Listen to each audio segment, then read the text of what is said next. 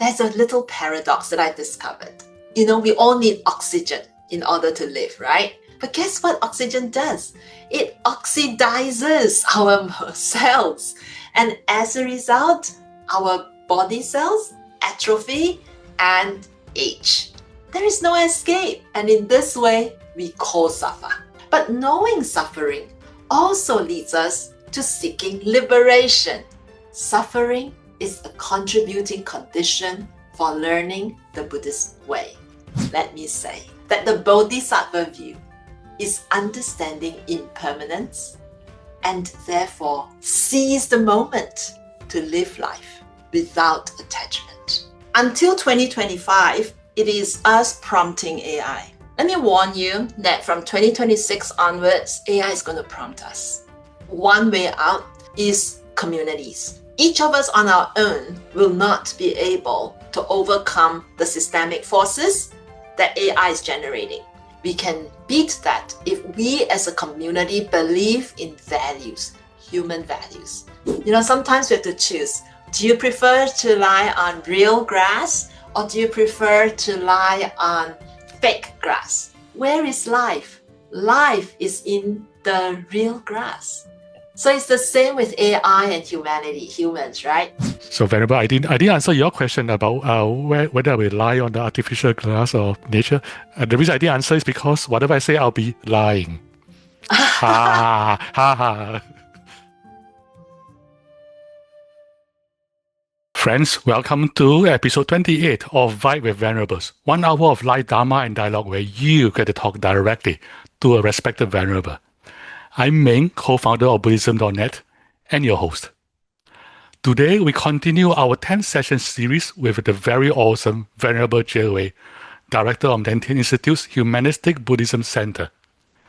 In today's session, we will explore the first of the 8 realizations of great beings. Now, you might think the first realization of a great being is, hey, I am a great being, dude. But no, that's not the first realization. It's better than that. And I'll let Venerable Juewei tell you what it is. So Venerable Juewei has a lot of content to share today. So she will try to speak for roughly 45 minutes, and she will try to leave time for your live questions. And if not, we just blame her for having too much wisdom. And as a reminder, this session will be recorded and uploaded on the YouTube. And if you're comfortable doing so, we'd like to invite you to turn the camera on so that Venerable can see your lovely faces on the screen in front of her. With that, Venerable, let me hand this over to you. Thank you again, Meng, and auspicious greetings to you and everyone online. Your presence means a lot to me. It is because of you that I have to prepare materials for today. And because of the preparation, that a question came to me. How many times must I die and be reborn before I can wake up to the true nature of our existence? That was a very difficult existential question to ask, but one that I wish to resolve through this series, especially in alleviating the cycle of my unwholesome views and habits. So my friends, this is a question. How many times must I die and be reborn before I can wake up to the true nature of our existence? To begin, may I please start with the Australian traditional custom of acknowledging our country. In the spirit of reconciliation, I would like to acknowledge the traditional custodians of the land on which I work, study, and reside, the Wodi people of the Dharawal Nation, and pay my respects to their elders past and present. I also pay my respects to the traditional custodians of the various lands on which you all are. Working in an institute of higher education based on Buddhist values and wisdom, I would also like to recognize the triple gem of the Buddha, Dharma, and Sangha. Together, they make up the lineage, philosophy, and community of Buddhism that I embrace to deepen my reflection and academic pursuits. Now, I would like to honor the custom of this Vibe with Venerables series with a mindful check-in session, which happens to also be a regular practice in the Nantian Institute where I work. To do so, please allow me now to share screen. You will see an image of 8 stones stacked on top of one another. Please take a moment to allow that image to make an impression in your consciousness. For those of you who were here last week, please pay attention to some details that you may have missed the last time.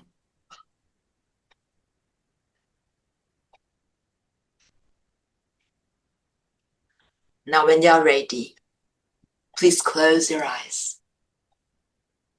We will begin with a body scan.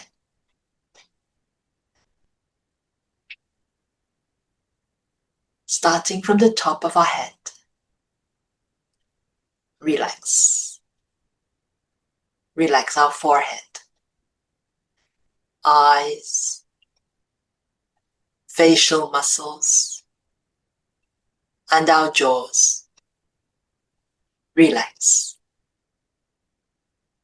Relax our neck, shoulders, upper arms, lower arms, hands, and fingers. Relax.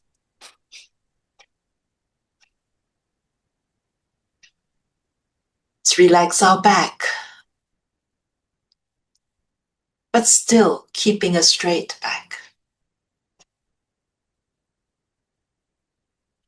Relax our torso.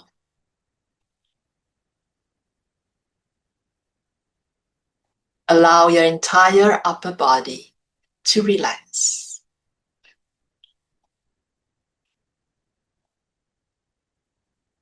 Let's now relax our thigh muscles, calf muscles, feet, and toes. Relax. If there's any part of your body that's screaming at you, gently allow your attention to rest there. Honor the conditions that have led to its discomfort, and then let it go.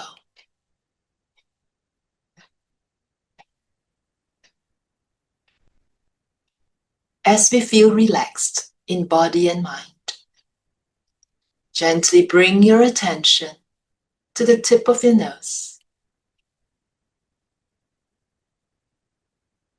And without control or judgment, let's observe every in-breath and out-breath for the next few moments.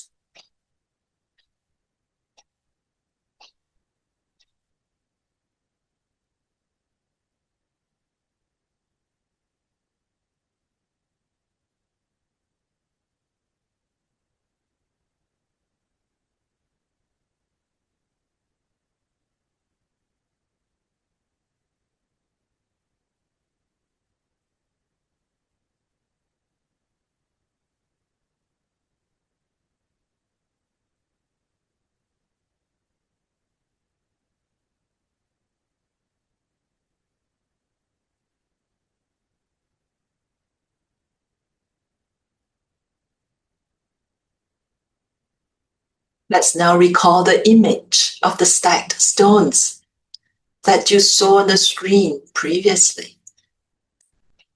With your eyes still closed, do you recall how the stones were stacked? How many colors or shades of colors do you recall of each stone?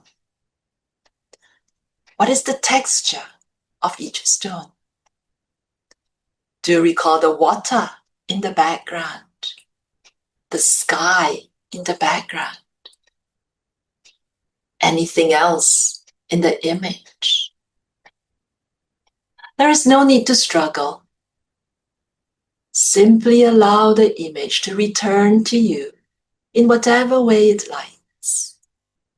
And when you are ready, please feel free to open your eyes and look at the image again.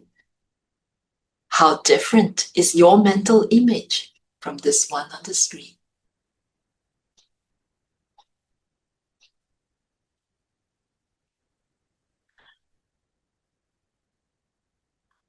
So, my dear friends, welcome to this Venerable series on the Sutra of the 8 Realizations of the Great Beings. If this is your second time back, welcome back. If it's your first time, welcome, welcome. So last week, I invited you to share with us where you are located and how you felt about the first few days of the year. Today, I would like to ask you what you would like to learn from today's session. So, allow me to perhaps put that question back on by sharing screen again. So what is one thing you hope to take away from today's session? What is that one thing you hope to take away? So may I invite you to post into the chat stream so that we can have an idea. Thank you, Michael. You wish to be more grounded in your body. Juan's looking for some inspiration. Joseph is looking for how to bring the wisdom of the teachings of the Sutra into his community. Justin wants to gain more knowledge. Jingjia wants to understand this Sutra better. Well, great. So Ming and I are very appreciative of this. Johan wants to be a better person. Cecil wants to know how to make impermanence enhance or improve the way she manages her life. Wonderful. So I think Ming and I really appreciate all these feedback. So please feel free to continue to post in the chat. That will help us to ensure that this Vibe with Venerable series will meet your needs. So please don't stop posting. Just keep going. Thank you. Thank you. And while you continue to post, I'll just perhaps say that we do respond to feedback. So Meng and I are very proactive. In fact, over the last week, I've heard several of you told me that you would really appreciate PowerPoints. So therefore, I've prepared a few PowerPoint slides, but be warned, they are relatively simple. So first, let me offer you a recap of what we did last week for the benefit of those of us with short memory, as well as for those of us who were not here the last time. I'm glad nobody asked to bring home $1 million. Phew. Otherwise, no, I'm in not trouble. asking. Yes, for a moment I thought maybe I should check what Ming remembered, but I'll spare you this time. Maybe not the next time. So last week I introduced my latest definition of humanistic Buddhism as together we suffer, together we awaken, and together we serve. Let me warn you, this is a Juewei definition, not an official one. So you're not going to find this on AI or even on Google. Now, so I find this particular theme or definition of humanistic Buddhism quite relevant as we delve into this sutra on the 8 realizations of great beings. So through this sutra, I would like to suggest that we co-suffer, we co-awaken, and we co-serve. That is, we cannot do it without one another.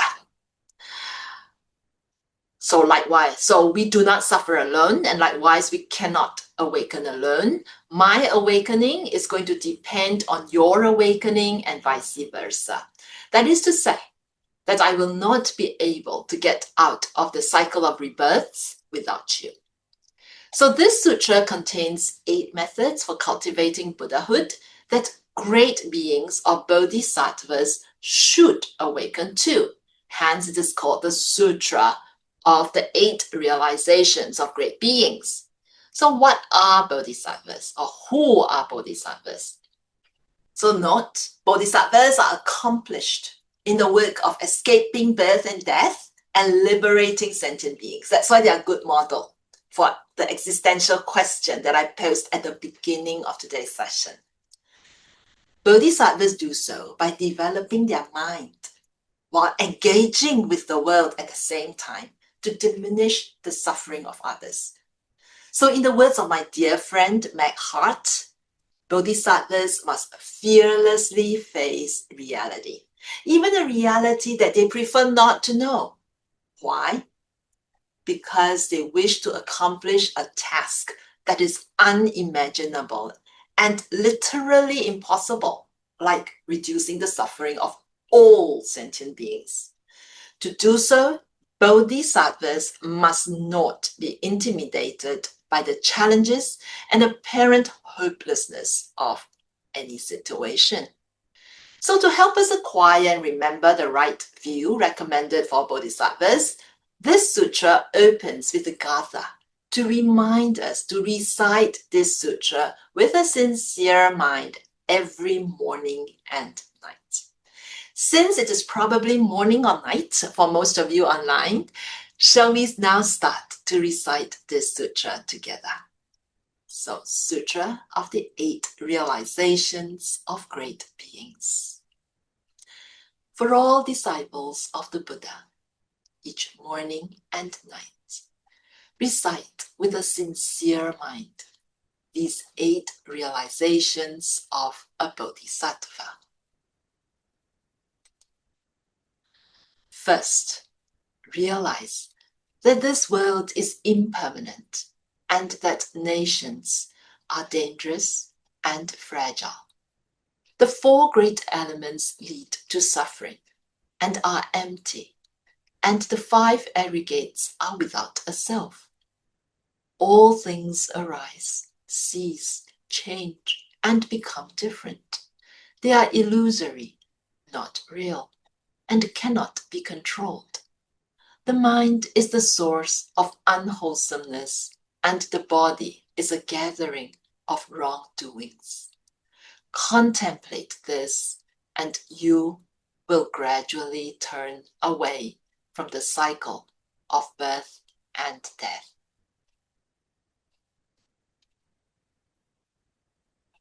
So, my friends, how do you feel from reading this first awakening? Do you feel confused or at ease, scared or challenged? May I invite you to put your reaction, your immediate reaction, into the chat stream? And if you agree with what others already say in the chat stream, please feel free to just add a reaction. I see that some of you are feeling understanding impermanence, feeling empowered, challenged, scared, feeling strong. Both fear and the sense of calm, nice paradox. Feeling a lack in knowledge, definitely. Worried. Thank you. Just please feel free to post your feelings into the chat while I continue to perhaps delve a little deeper into this first awakening. So the first awakening is to do with the Buddhist worldview. According to this sutra, the bodhisattva realizes or is awakened to the fact that this world is impermanent and that nations are dangerous and fragile. I guess it won't take much for us to realize the impermanence of this world based on, well, excuse my pun, worldly affairs. Those of us living in Australia, we are usually not far from the threat of bushfires in summer. Wherever you live, I suppose you're also not too distant from extreme weather events. Perhaps COVID-19 may still be in the shadows of our memory. We call suffer when such calamities happen. So we can understand the part about world is impermanent. What is meant by nations are dangerous and fragile? To help understand this first awakening, I shall borrow from the teachings of my teacher, the late Venerable Master Xing. According to him, countries are in a precarious or delicate state. Millions of lives may be affected due to political instability, armed conflict, humanitarian crises, and/or economic challenges. I'm sure vivid images may come to your mind. The situations in such nations are often complex and interrelated. Even if we are fortunate to live in safety, there is nothing that says we will be forever safe. Hence, in this first part, we experience the dangers of living in the face of both natural calamities as well as crises caused by humans. So no matter how far we may live away from danger zones, we will still be affected. That is the nature of living on this planet Earth. So the next part, the four great elements lead to suffering and are empty. What are these so-called four great elements? They are the four basic constituents that form material objects. So from the vast world and human life down to a single flower or blade of grass, all are formed through the combination of four elemental constituents according to Buddhists. These four great elements are earth, water, fire, and wind. Earth, water, fire, and wind. And these four elements have specific natures about them. Earth has the nature of solidity. Water has the nature of liquidity or moisture. Fire has the nature of warmth or heat. And wind has the nature of movement. Taking humans as an example, our hair, nails, teeth, skin, bones, and muscles, they all constitute the solid earth element. Saliva, blood, phlegm, and bodily fluids constitute the moist water element. Our body temperature and our warm breath constitutes the warm fire element. And like in our mindful check-in, when you observe your breathing in and out, that constitutes the moving wind element. And humans will only have a comfortable existence because the four great elements are in harmony. If the four great elements are out of balance, illness results. And when the four great elements disperse completely, death occurs. So it's the same for humans as for flowers and grass. So a flower's growth definitely requires fertile earth, appropriate water content, warm sunlight that serves like fire, and flowing air and gentle wind. If any one element is lacking, the flower cannot grow nor bloom. So I think we can understand the four great elements now. Why do we say our human bodies formed through the harmony of the four great elements and they lead to suffering and emptiness? Because these four great elements are not always in harmony. I'm sure you would have a feeling of that every now and then, perhaps as we age more frequently than we wish. So by virtue of having a body, we will have to suffer from old age, sickness, and death. There's a little paradox that I discovered. We all need oxygen in order to live, right? So we breathe in and we take in the oxygen. But guess what oxygen does? It oxidizes our cells. And as a result, our body cells atrophy and age. There is no escape. And in this way, we co-suffer. But knowing suffering also leads us to seeking liberation.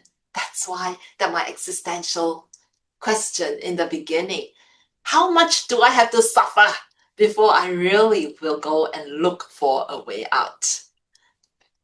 Suffering is a contributing condition for learning the Buddhist way. So Buddhism teaches us that everything in the world are all causally conditioned combinations. Therefore, they are illusory rather than real. Or we call it empty in nature because they are causally related.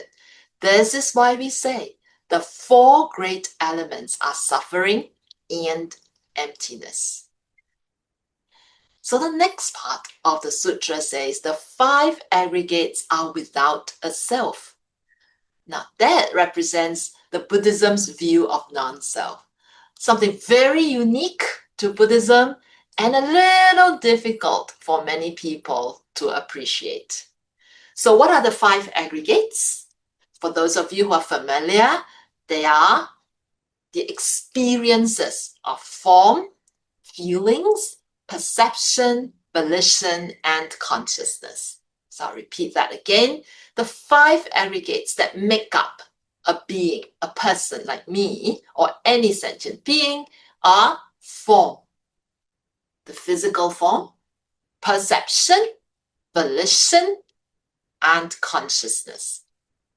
So we humans are composite beings assembled from matter and something mental or spiritual. So matter is form. So what we call physical in the Buddha Dharma is called form. So what we call spiritual in the Buddha Dharma refers to feelings, perception, volition, and consciousness.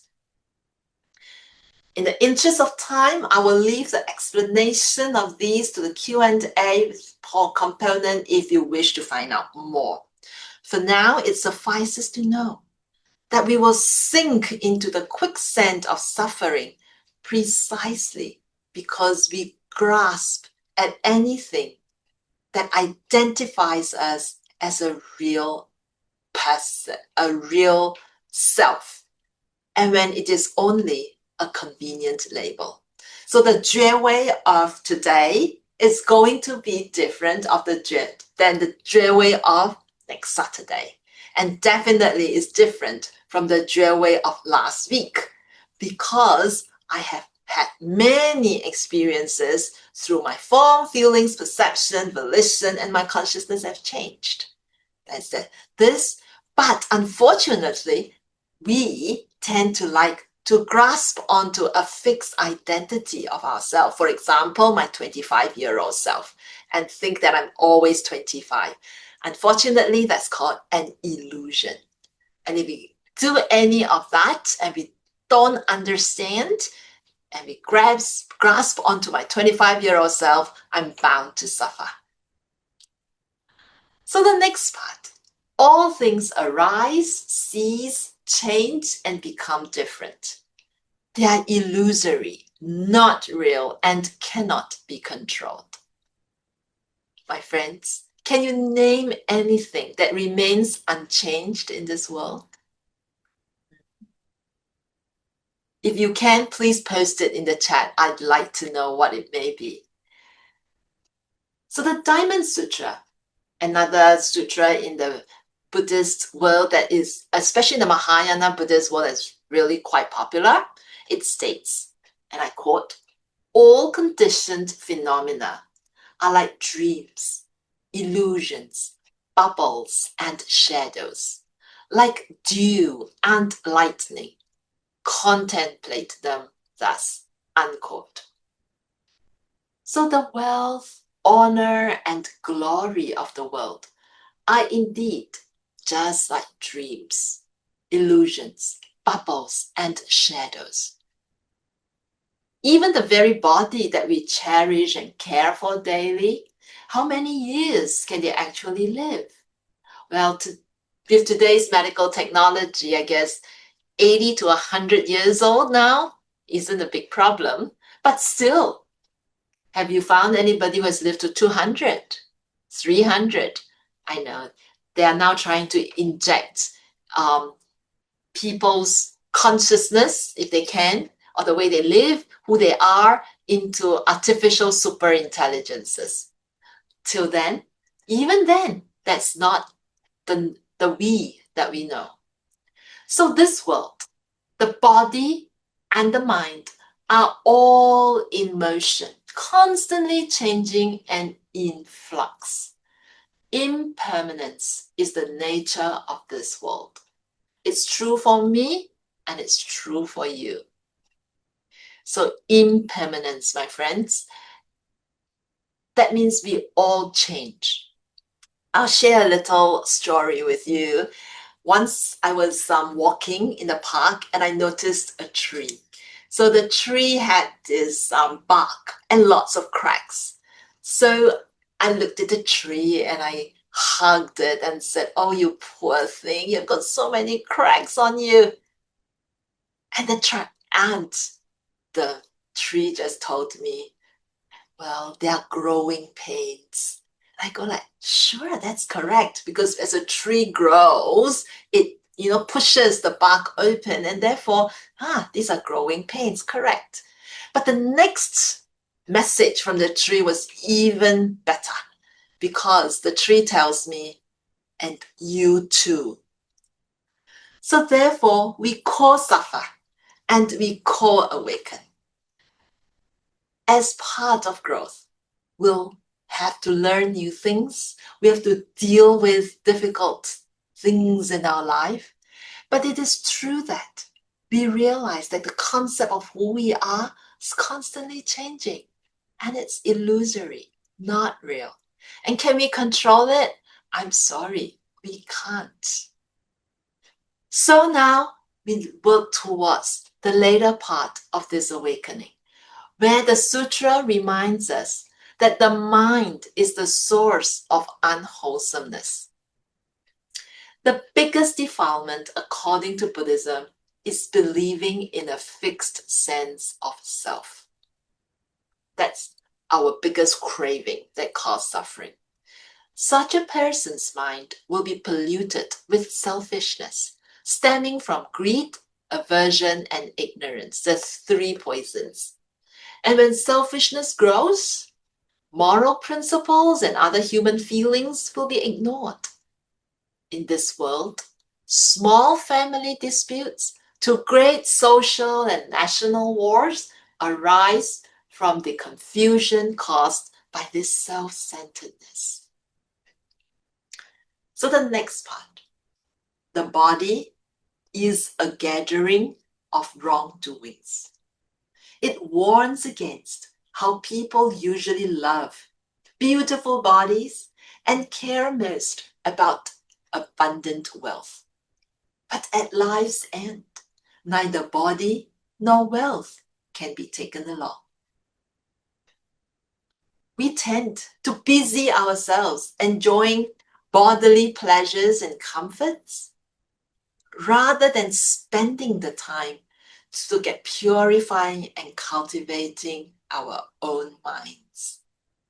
So I think Buddhism offers us the way out by shifting our attention into our inner journey, into this inner transformation. But realizing this first awakening means that the practitioner will have to contemplate and reflect on the above principles often.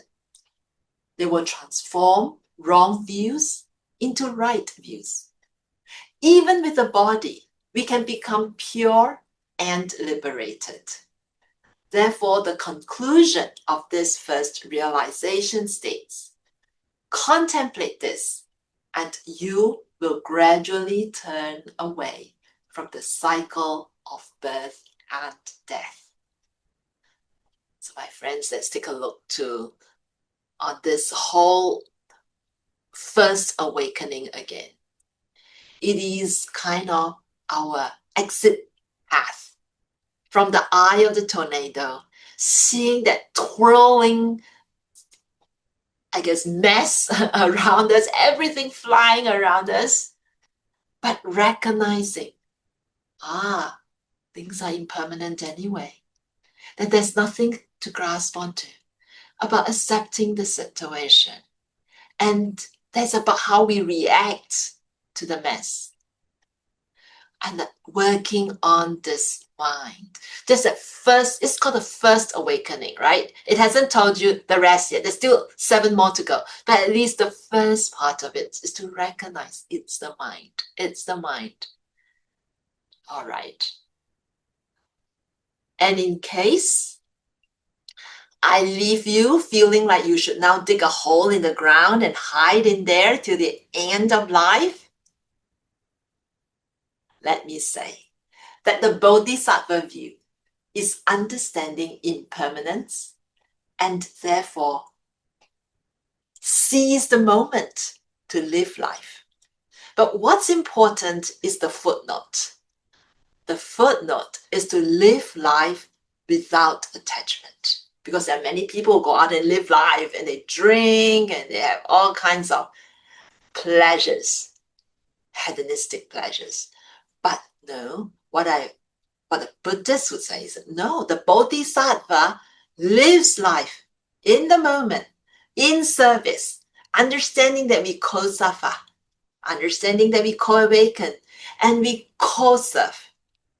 But at the same time, without attachment, because they realize impermanence.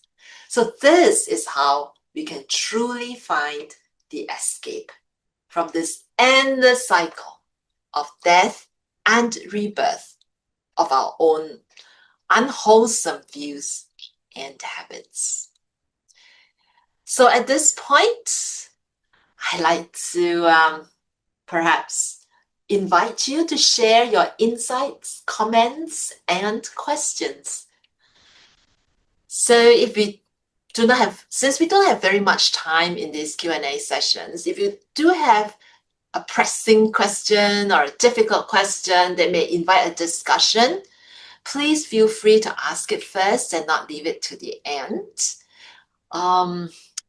And let me promise you, I don't have the answer to most questions, but we can explore together. So let me stop share, and the floor is yours. Thank you, Venerable. You're so modest. You're so wise, but you always say, I don't know everything. Thank you. So yes, as Venerable said, anybody who has a question or anything share Venerable, please feel free to raise your virtual hand, and then I will ask you to unmute yourself. So we have something. George, can you please unmute yourself? Okay. Good morning, everybody. So I'm still struggling with the fifth aggregate. I can understand the first four, but I still struggle with the idea of consciousness. Because when I try to look into my mind, I can see my mind, I can see my thoughts, I can see my feelings, but who's doing the looking? I've been really struggling with this question, Venerable. So please help. Sure. Thank you so much, George. Consciousness. In Mahayana Buddhism, we believe that we have 6 consciousnesses. So it's not just one. So when we see something, the first is the I, seeing it, and therefore there's I consciousness. When we hear something, there's ear consciousness. So we are saying that consciousness is not just one thing. Okay, there is this tendency for us to think of consciousness as the soul equivalent, and this is the part that we have to be conscious of, not to do that, because as you said, George, you try to look, you can't find, and that's what it is. You can't find that soul. But what you can see is that imprint. So when we see something, so for example, I look at the screen now, I see you, George. The I consciousness recognizes George. And because we've met in person, I have in my alaya consciousnesses, which I'll talk about later, in my stream of consciousnesses, an imprint of you that I can identify. So there's a lot more work in the background. But the first thing is the I consciousness. When I hear your voice, I have the ear consciousness coming in at the same time, which again, I will start other things triggering, which I'll talk about later. So we've got the 5 consciousnesses that relate to our sense organs of the eyes, the ears, the nose, and our sense of taste from the tongue, as well as our sense of touch from our skin. So that's the 5 consciousnesses. Then there's the 6th consciousness, and that's to relate to our thoughts. And that consciousness can arise on its own. That's why we have thought consciousness. The 7th and the 8th are added in a particular school in Mahayana called Yogacara. So they added a 7th consciousness. And this 7th consciousness is a problem, which I'll talk about later. But the 8th consciousness is memory. So it's like a memory stream of consciousnesses. And that's when everything we see, hear, taste, touch, everything, smell, they all get deposited into this consciousness stream. So you can imagine this consciousness stream is very full and busy. However, it's a neutral stream. It's the 7th consciousness that now comes into play. So when we receive any external symbols, it's this 7th consciousness that pulls things from the 8th consciousness to relate. And it's this 7th consciousness that gives us the identity of continuity so that we can operate better, right? So we can see, one thing leads to another. So we've got this sense of continuity from past, present, and future. That comes from our 7th consciousness. It's the work of the 7th consciousness. However, it also gives us the false sense of identity as a result of this continuity. As I told you, life is a paradox, right? We need oxygen to breathe and to survive, but it ages us, and therefore we die. It's the same with this 7th consciousness. It allows us to create that continuity so that life doesn't operate like discrete pieces, because we'll be in trouble. We won't know, got this, what are we going to do? So because it can pull back something from memory, you can see that continuity going. Life makes sense. But as a result of making sense for us, it gives us this false sense of, there's a fixed self, there's a fixed me. That which allows us to operate also fools us into this cycle of birth and death. So it's a very complicated, tricky cycle to break. I hope that helps, George. Venerable, can I add, with your permission, I'd like to suggest something in addition, which is this idea of a stream of consciousness we should talk about.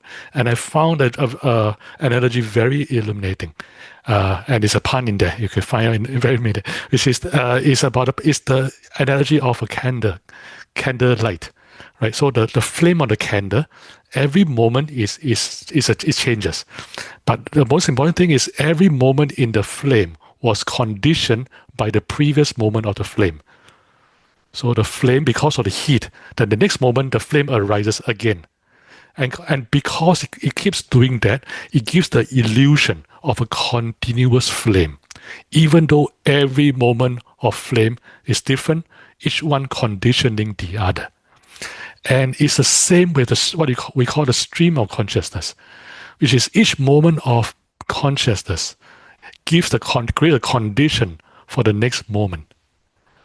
And because we do it so quickly and so prolonged, we get the illusion that consciousness is one thing. But it's actually a continuous process of cause and effect. Thank you, Meng. And if anyone else would like to share, please feel free. I can see that Michael has put down the concept of a hat. What is that concept of a hat? Yes, Michael, can you raise your virtual hand so I can click get you to unmute yourself? Hello. Hi. Yes, the concept of a hat was my sense of a joke when you asked what is permanent. So I always thought a sense of a hat, concept of a hat always stays the same, but of course it doesn't. It's a mental thing. So that's why I said it was the concept of a hat.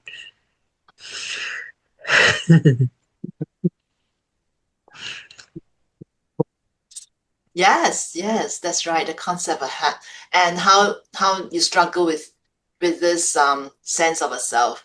You're not alone, Michael. I think it's all of us. We co-suffer this. Yeah. And as we chat, and you are actually reinforcing my sense of self, right? Yeah. That's especially when people start calling my name, I go, this label is me. So every interaction serves to reinforce this illusion. And that's why we need Dharma friends to keep reminding us. It's all impermanent, especially when things get rough, when the going gets rough, all the more. I think we have to keep reminding ourselves. Thank you, Michael. Thank you, Michael.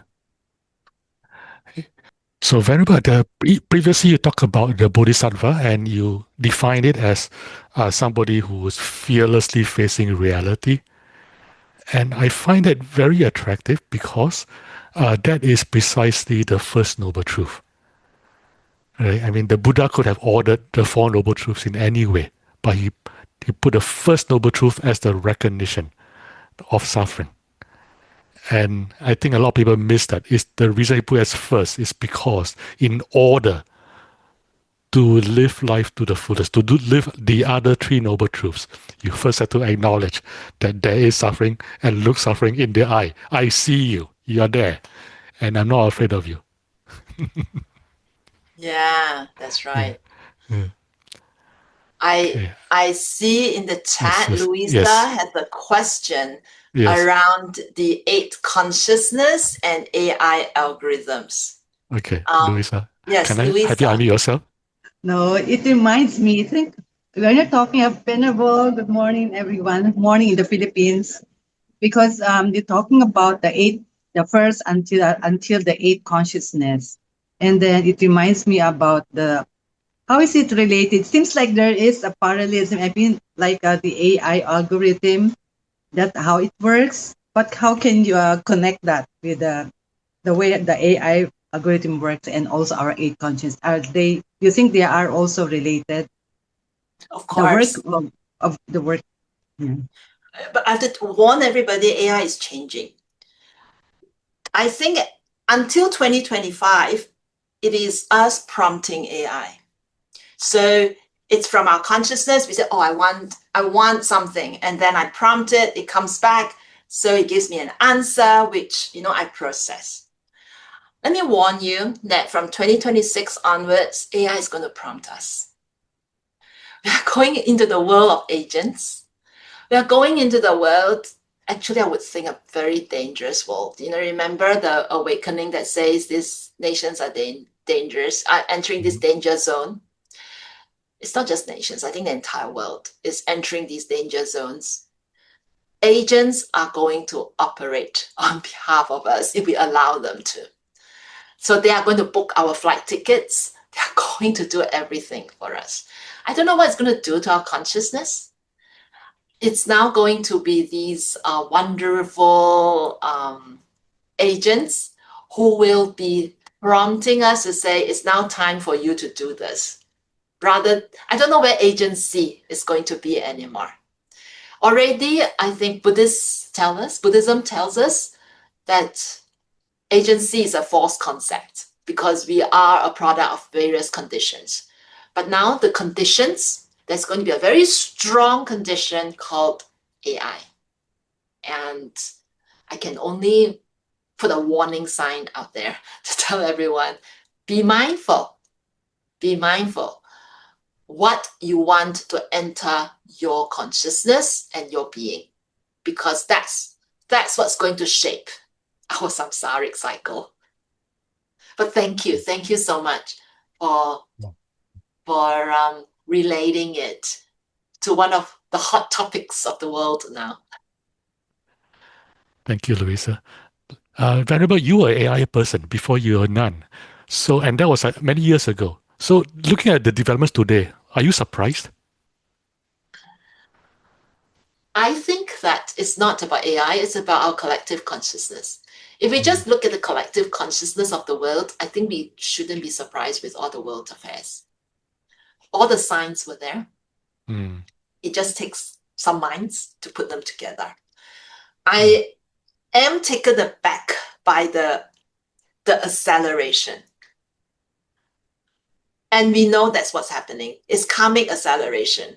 And I'm afraid that we are going to a point whereby we as humans, as a whole, will not be able to deal with it. And the only way out, I believe, well, not only way out, but one way out is communities. We alone, each of us on our own, will not be able to overcome the systemic forces that AI is generating.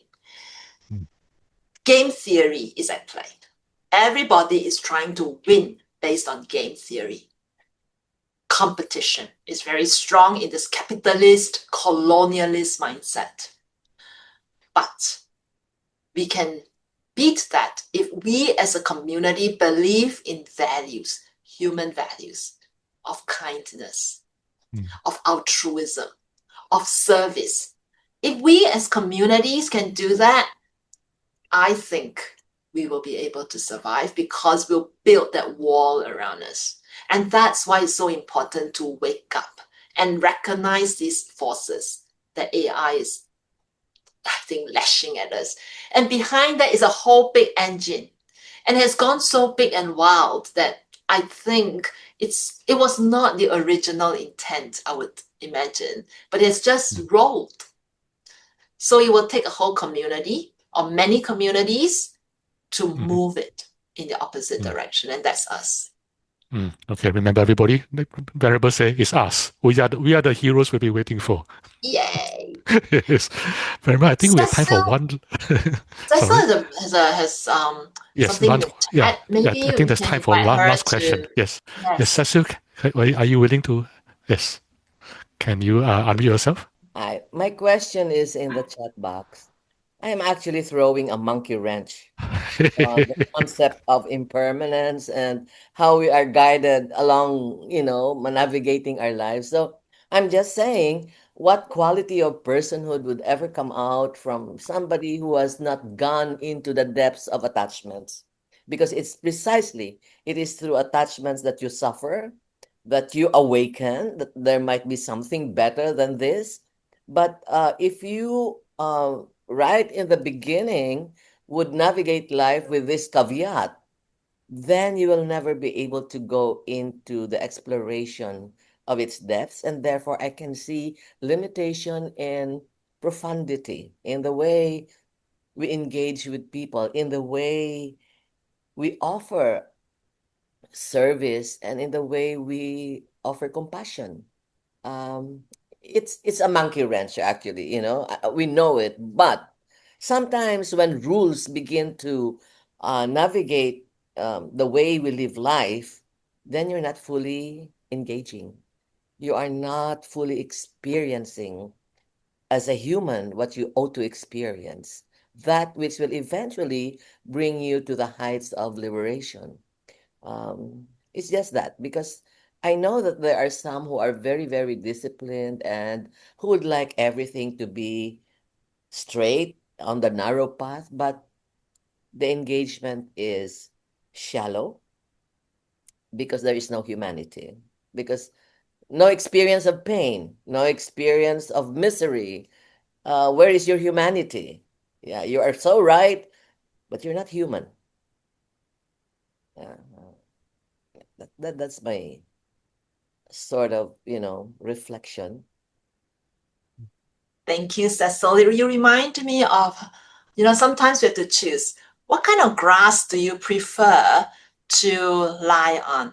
Do you prefer to lie on real grass, or do you prefer to lie on fake grass? So fake grass is pretty good, right? You put it out there and you don't have to maintain it very much.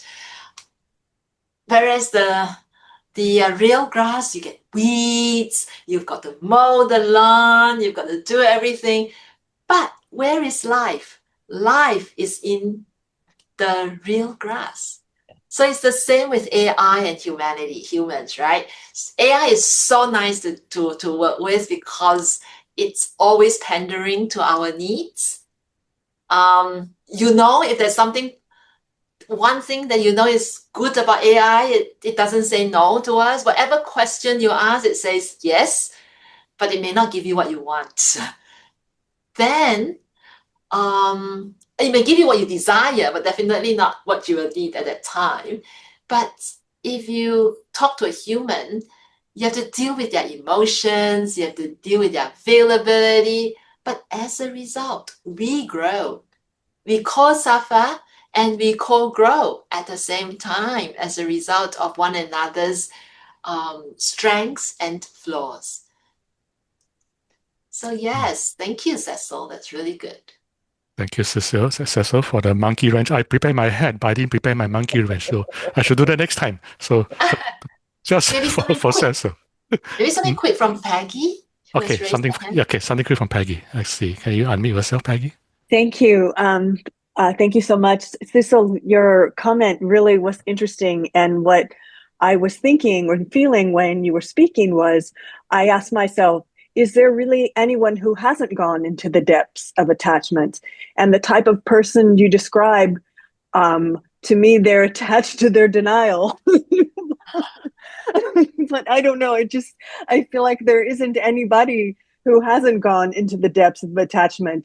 They just maybe don't realize it. But anyway, that was what came to into my feeble brain. Thank you. Thank you, Peggy. So, Venerable, I didn't answer your question about whether we lie on the artificial glass of nature. The reason I didn't answer is because whatever I say, I'll be lying. Ha ha ha. Sorry, yeah, another stupid pun from me. So I guess that's all the time we have for today. Venerable, you have an announcement, right? Yes. So before we check out, I'd like to share with you some exciting and hopefully relevant events happening in Nantian Institute where I work. So on Sunday, the 1st of February in Australia, which should be a Saturday evening in the US, a prominent Australian social researcher and prolific author, Hugh Mackay, will share his research on the need for communities of kindness. So we talk about communities and we talk about important human values. So here's an opportunity if you'd like to register. It's a free event. And finally, Nantian Institute has competitive international scholarships available for postgraduate studies in applied Buddhist studies and humanistic Buddhism. If you plan to nourish yourself with some ecumenical studies, you're most welcome to explore our unique Buddhism-inspired, contemplative, and critical pedagogies in Nantian Institute. So finally, Meng, shall we check out together? Yes, and yes, for those who are applying, yeah, don't be shy to get your second PhD from Venerable. Thank you, Yes, Venerable, Meng. please lead us at their closing. Yes, so closing, a prayer for the people who listen to the Dharma by Venerable Master Xing Yun. O great compassionate Buddha, please guide us in understanding cause and effect and karmic retribution clearly. Please guide us in exalting loving kindness, compassion, and equanimity. Please guide us in respectfully upholding the 5 precepts and the 10 wholesome conducts. Please guide us in carrying out the 6 paramitas. We hope to transfer the merits of listening to the Buddha's teachings to all beings in the Dharma realms. May we seek and realize supreme enlightenment. O great compassionate Buddha, please accept our sincerest prayer. O great compassionate Buddha, please accept our sincerest prayer. May the merits of today's session be dedicated to everyone and all sentient beings, so that we may rise above all the existential questions that may arise in our lives. Thank you all. Sadhu, sadhu, sadhu. My friends, please bow to our teacher. Thank you very much for being with us at yet another wonderful session. So this recording will be uploaded onto the Buddhism.net YouTube channel. Like, subscribe, tell all your friends. And if you're inspired to practice dana or generosity towards Venerable Juewei, please donate directly to the 19th Institute. We'll be sharing the link by chat and by email. So next week, Venerable Juewei will return to teach us the second realization of a great being. And yes, this is the sophomore realization. So don't miss it. Thank you, everyone.